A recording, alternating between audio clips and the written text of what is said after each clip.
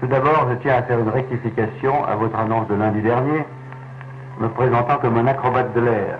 Je n'aime pas beaucoup ce qualificatif. Pas plus qu'un pilote de ligne n'aimerait se le voir attribué. Cela était valable en 1914, ça n'a plus cours aujourd'hui. De nos jours, l'avion est la chose la plus inoffensive qui soit. Seul le pilote peut être dangereux s'il connaît mal les lois de l'air. Un pilote sérieux a toute chance de mourir de vieillesse dans son lit. J'aurais préféré que vous me présentiez comme un révolté, et disons-le même comme un anarchiste, car c'est la pure vérité. Voyez-vous, je pense être à l'aviation ce que Brassens et Jacques Brel sont à la chanson. J'ai commencé à voler à 16 ans, par vocation. Même lorsque je suis au sol, ma pensée est en l'air. Je ne bois pas, ne fume pas, j'aime lire. Je suis avant tout un terrien qui aime les choses naturelles. J'aime donc la flore, la faune. Et dans cette faune terrestre, je réserve une part de choix, voyez-vous, aux oiseaux, qui ont marqué ma jeunesse, qui sont des êtres merveilleux, et aux hommes, qui restent malgré tout des mammifères passionnants.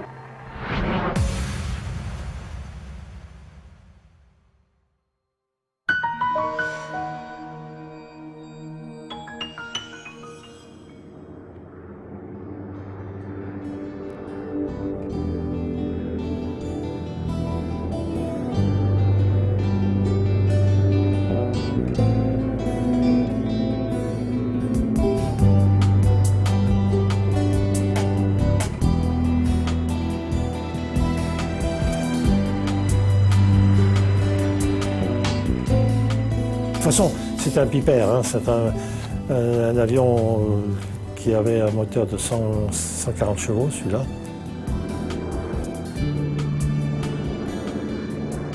Quand on décollait sur des terrains pas très pentus ou des neiges peu glissantes, très souvent Giraud faisait tenir un mouchoir pour voir si quelquefois on avait du vent arrière, parce qu'on se pose toujours face à la montée, on décolle face à la descente, mais quelquefois la descente n'était pas très importante, et alors on regardait à quel moment la rafale était la plus faible pour pouvoir décoller. Il a les caractéristiques d'un avion d'abord très fiable au point du moteur, très facile d'entretien, c'est de la toile sur du métal, et il était relativement léger. On pouvait se poser des conditions de pente très fortes.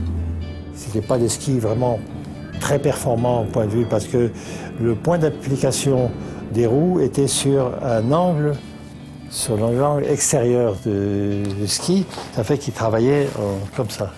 On avait une traînée sur certaines neiges qui était beaucoup plus importante que les skis actuellement, mais ça permettait, compte tenu de sa légèreté, de pouvoir se poser dans des neiges très profondes. Moi, j'ai des atterrissages où le ventre de l'avion, il est dans la neige. Hein.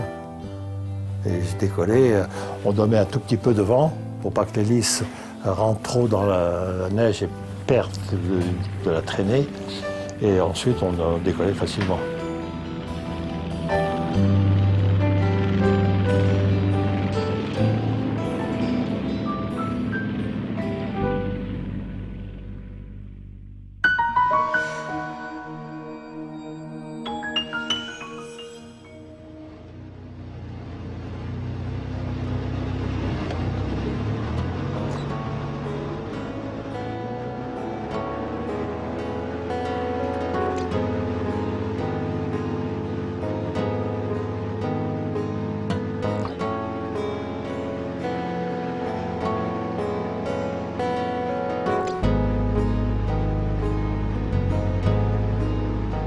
Laprin, Giraud l'avait reconnu en vol, et il y avait les militaires.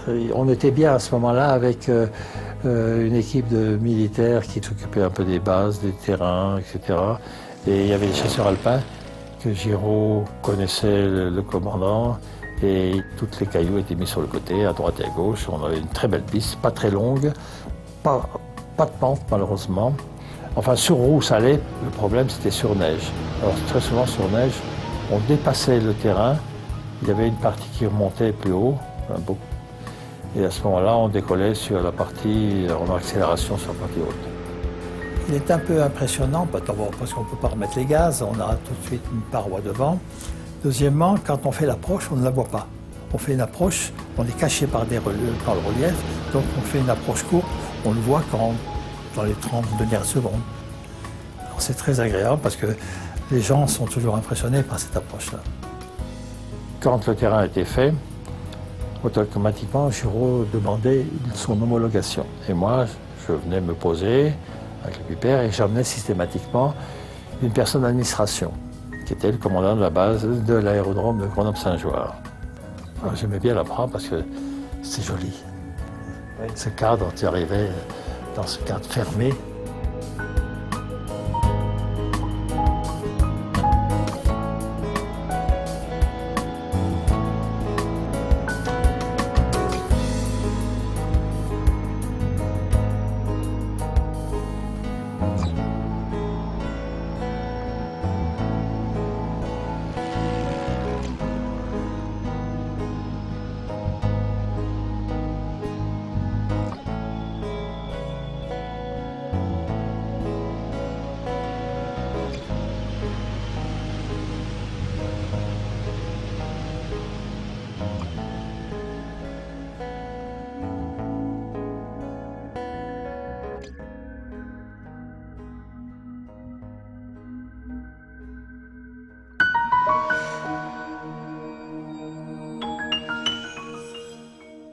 Giraud cherchait ce qui était le plus difficile, en général. Il cherchait la difficulté partout. Donc le Montaigu était un terrain formidable, comme au point de vue jeu, au point de vue difficulté. C'était un maximum de difficulté possible parce que c'était très étroit, très mauvais au point de vue état du sol. Donc il fallait absolument emmener une équipe pour pouvoir l'améliorer. Parce que là, on aurait cassé un avion, compte tenu des trous qu'il y avait, des cailloux qu'il y avait, etc. On a bénéficié à ce moment-là de la protection civile, qui étaient des gens avec qui on était très bien. Il y avait un pilote qui s'appelait Le Plus, qui était un pilote exceptionnel. Giraud a choisi les conditions météo qui étaient optimum parce que vous avez une paroi à l'entrée, une paroi à la sortie. Si vous dépassez la paroi avec une vitesse trop faible, là c'est la mort certaine. Si vous êtes un peu trop court, c'est la mort certaine dans les deux cas. L'atterrissage en Montaigu nécessitait une autorisation, bien sûr.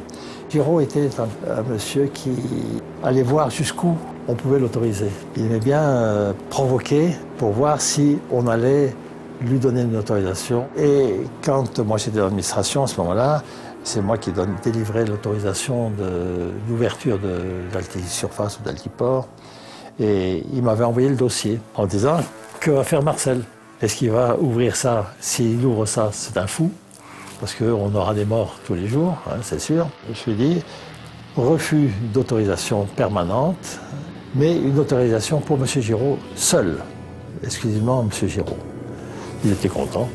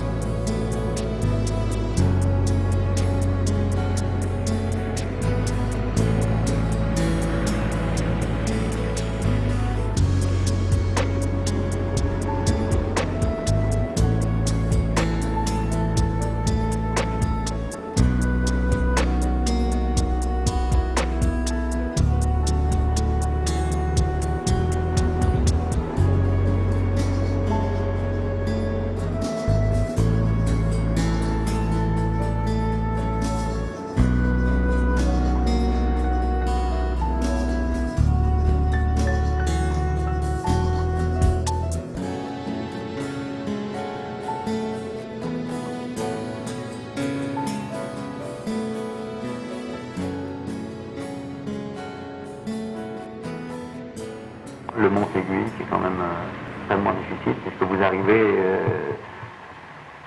perpendiculairement à une paroi et 2 mètres en dessous, et au dernier moment, vous faites un petit cabré pour être tangentiel à la neige, et vous avez sur herbe 80 mètres pour vous arrêter, et sur neige 120 mètres. Ça reste très impressionnant d'atterrir au sommet du Montaigu.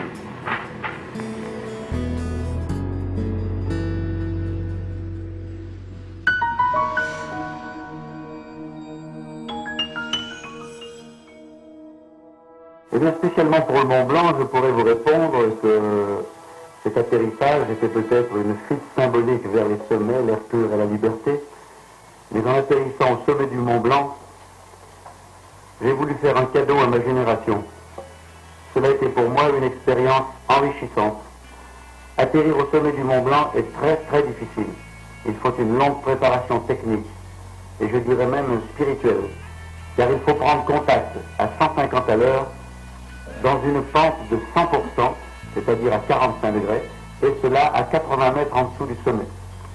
Si la décision étant prise, c'est la mort si l'on change d'avis, et s'il vous manque seulement 100 mètres au sommet du Mont Blanc, vous dégringolez dans le ravin de 2500 mètres.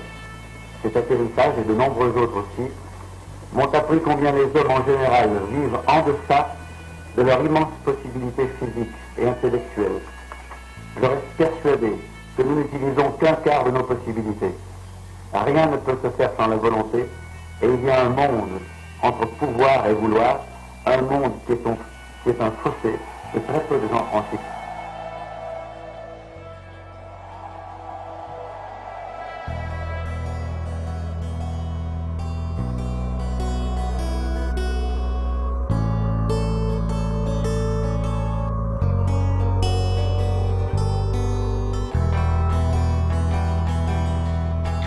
C'était son bateau maréchal dans le domaine de l'aéronautique. Hein. C'était la première fois qu'on posait un avion au Mont Blanc. Il a monté le matin en hélicoptère, il s'est posé, il a regardé le vent, etc.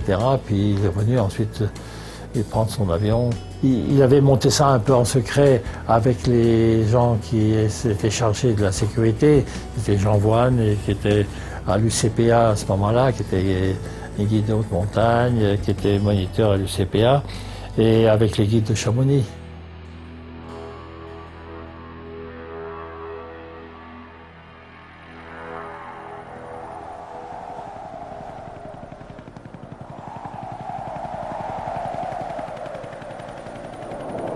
J'ai fait